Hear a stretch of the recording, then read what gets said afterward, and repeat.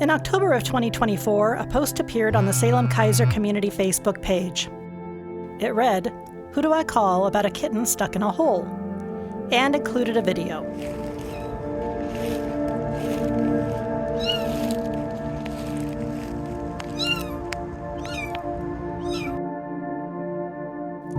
This started a social media frenzy that caught the attention of two veteran pet rescuers.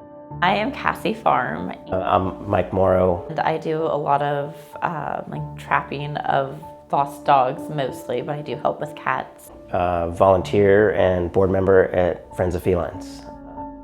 They quickly arrived to assess the situation.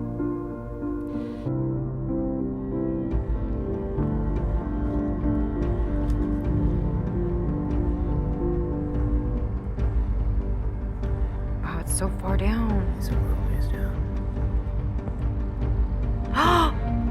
I see it. I see him. Hey, buddy. Hi. He's hissing and attacking it. He's a strong one. There's 2, 3. I knew there was down. I knew there's more than one. There's at least 3.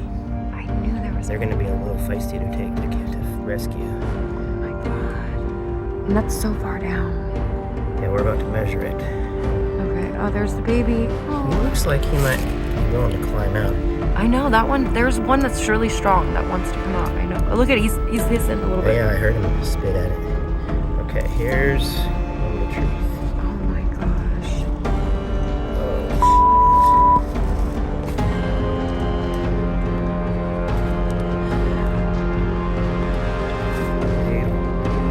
Yeah. That's like.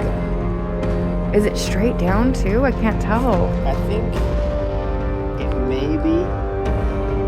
So that's like 8 feet. Holy 7 to 8 feet. The first really bad news we got was dropping the camera down. I kept going down and down and down and watching it go down the tube, down the tube, down the tube. And pulling that cable out, I held it as high as I could over my head, and its camera was still not all the way dangling, which told me they were more than 8 feet down. And that's a whole different kind of rescue. Nothing I had ever done before, nothing I'd ever even heard of people doing before. And so Cassie, I think, happened to have an old rug or something in her car, a number of rescue tools, and so kind of made it up as we went, tore a long strip of carpet and slathered it with the stinkiest food we had. And we laid it down there for the night, hoping that the cats might crawl it on their own, because it was clear I needed to come back with even better gear. So I go home and start rummaging through all my workshop, of brainstormed a number of things, and called into work, and I tell them I was going to be working remote the next day. Mike is no stranger to working under pressure. In fact, 25 years ago, he faced a series of events where quick thinking and problem solving were needed, or all was lost.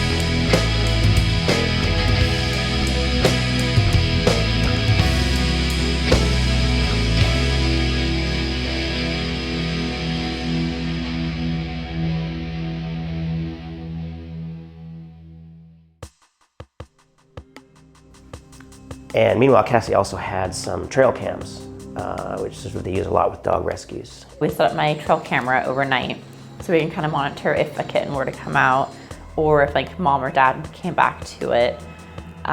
We saw 3 other adult cats come check out the hole, but no one climbed in it or out of it.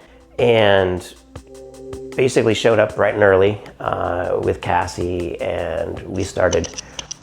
So we get there, and I'm realizing if we're going to do anything, we're going to need to have straight access to the kittens. I don't want that plug to come out with this.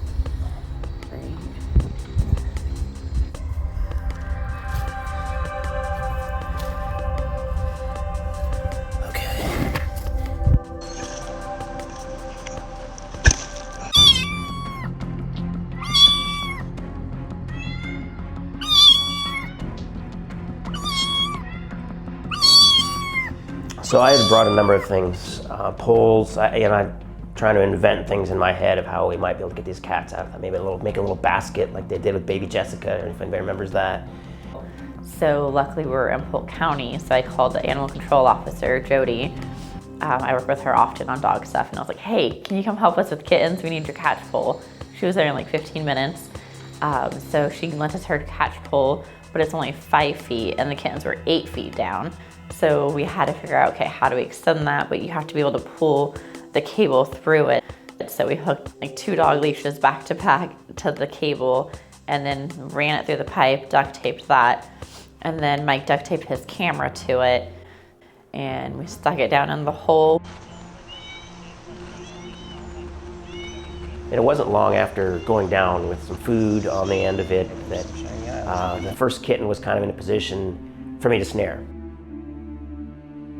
We had Jody, she put on the bite gloves. I had the carrier. Snaring, of course, is not something you'd want to do on a grown cat, but with a kitten, they're very light. I think, yeah, head and an arm would be nice. Oh, so close, get your head in there. Go for the smell.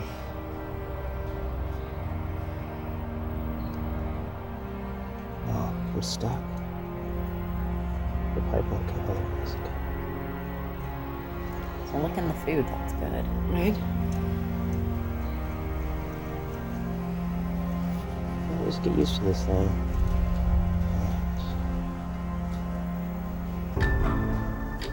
There's a paw in there. There was. There is. It's good. Slow and steady.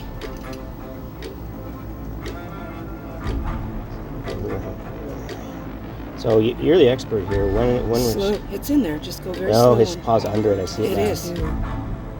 I'll just keep it like that and then get ready to slowly tighten it. If it sticks its head through, then just yank it.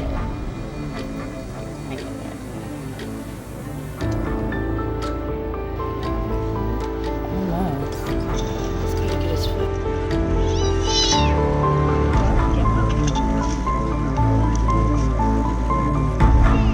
Hold on, Spacey.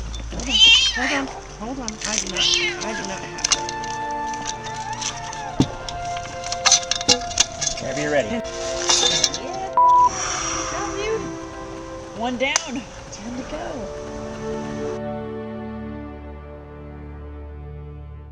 Second one didn't take much longer. Oh, okay. Will you speak a little louder? Okay, hold on. I do not have him, so don't release it. Okay. You're fine. Go ahead, twist and pull. You got 2. They got 2. Okay, 3. One more. There's one more. Yeah. Oh my God, you guys are amazing. And we've been going pretty hard all day, all morning, and digging and excavating and stressing, trying to get these kittens out. And that third one, food is not a draw, because they'd already had all the food they could possibly need, and rains were coming within the next 24 hours. Big rains, it looked like. I mean, it's October in Oregon, which tells me that this might fill up with water, so that the clock is ticking. We're like, all right, well, we're gonna get the last one out. We gotta do it no matter how long it takes. We waited, we took a break, everything quieted down, and that kitten started crying, and all of a sudden we hear a response, but not from down the pipe, from out in the woods. And Cassie and I are kind of like, did you hear that? And I was like, I'll be right back. And so I went down a couple hundred feet and then over the fence into the woods, followed the kitten noise, and then it stopped meowing, so I knew it was close. So So I looked under this log and saw a little tuxedo kitten like tucked back in there, and then reached in, grabbed him, and like scrapped him, and he was like hissing really mad. But then I took my sweatshirt sleeve and was like, okay, attack this. She's able to keep a hold of him safely for him and maybe not so safely for her arm. He grabbed the pet carrier and glove and was running over to the fence to me, and then put the kitten in it. And we're like, whoa, okay, we got that one. Cassie is no stranger to selfless acts. In fact, over the years, she's proven time after time it's just the way she is. In 2020, 400,000 acres of wildfires swept through the Detroit Lake area, leaving countless people and their animals homeless. Cassie joined Mike's volunteer team, which set up dozens of animal feeding stations and helped more than 80 animals to get through it. Her rescue is called Farms Pet Services. Animal rescue is physically and emotionally draining, and this week's Everyday Hero made it her full-time job. And through her pet services business, a Salem woman is making a positive impact on pets and people. I will do anything for an animal. Cassie started rescuing animals in 2013. Which I've learned a lot of patience from dogs, especially trapping. Like whenever I'm about to give up, so are they. Over the years, she's rescued hundreds of dogs, either reuniting them with their owners or fostering them until she finds them a loving home. Cassie Farm is a rescuer, an advocate, and a friend to both pets and people. That's why she's this week's Everyday Hero.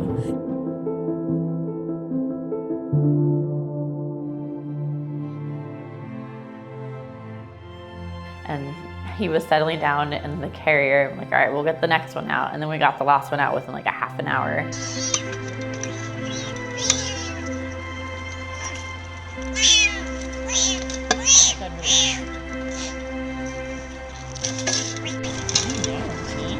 Go join your brother. Good job.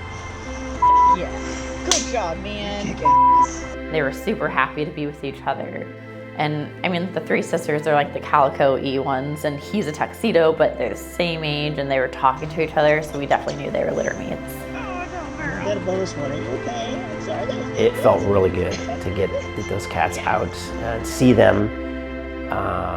You know, it was bittersweet to see them when they're in their little cubby of faces peeking out, and kind of give them one last goodbye, knowing that they're gonna go off to a foster and then eventually go off to their forever home, and I probably never see them again. But you know, seeing four little fuzzy faces, it felt damn good.